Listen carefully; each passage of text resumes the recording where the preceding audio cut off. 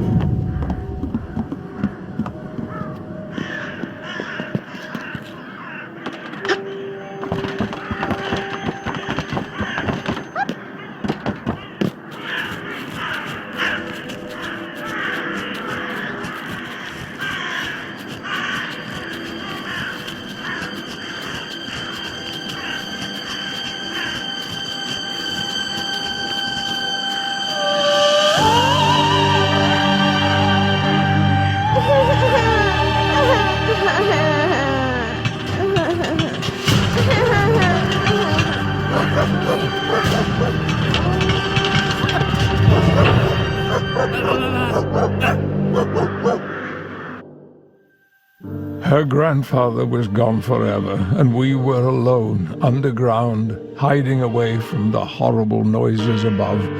What was going on up there? Though the odds were terrible, the people fought back, even though some said it was hopeless and much too late. Their weapons were puny compared with their oppressors, but their spirits hadn't been totally crushed. They fought on. But there was no escape in the end. The last of the red folk were rounded up and taken away. We heard terrible noises as we squeezed through the sewers. I heard the full story much later. I also heard that there was truth in the old rumors we'd heard of the people beyond the wall, people who could change your color.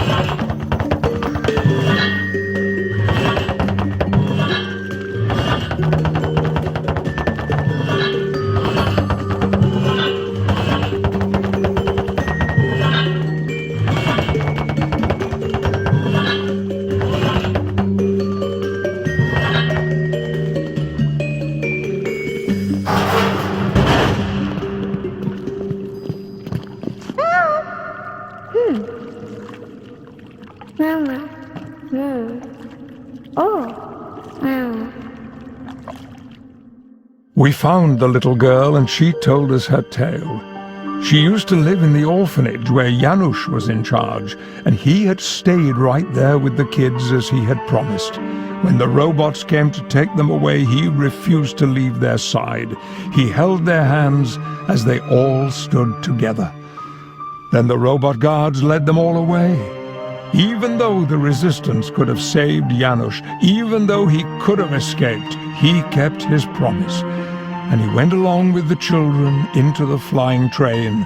It took off, and none of them were ever seen again. But this little girl, she was the only one who got away.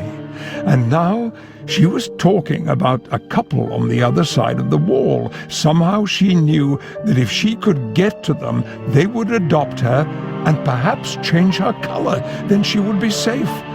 Her eyes brimmed with hopeful tears as she said, "Maybe they would adopt you too as well."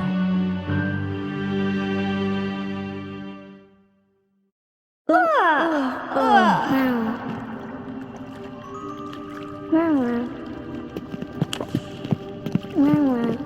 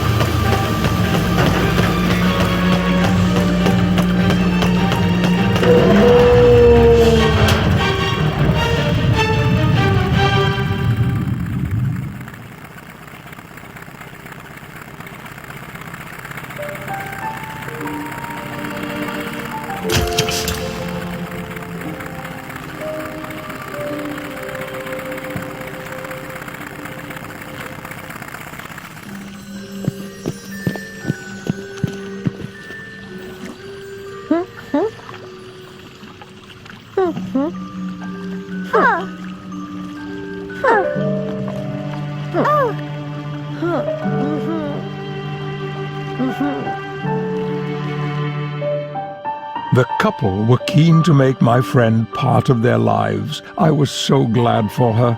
She would be safe at last in the world beyond the wall.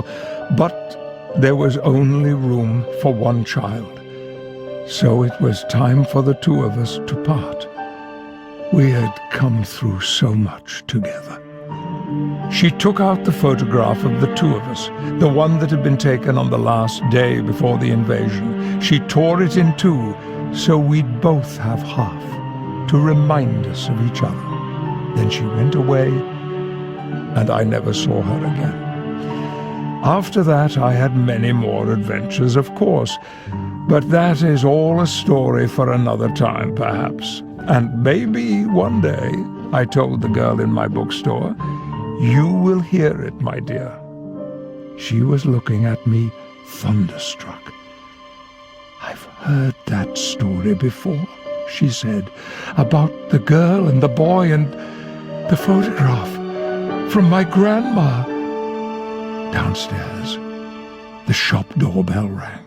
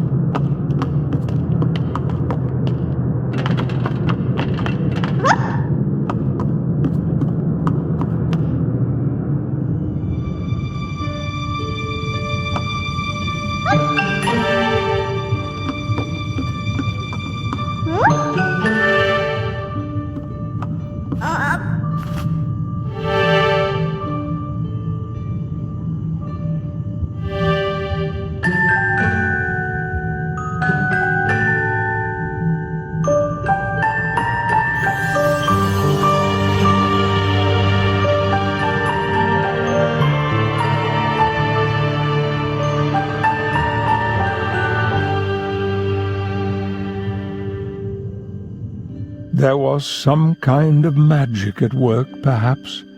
Magic that brought her grandmother to my door that very night. We went downstairs, and I saw her waiting.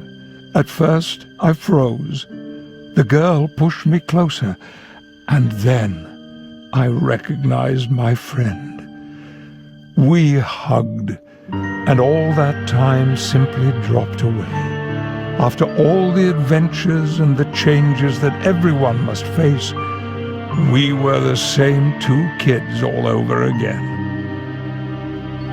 That's what I mean when I say life can still surprise us on even very ordinary days. And now my story is done. I dedicate it to anyone who's been forced to part from their loved ones and who has survived long enough to see them again.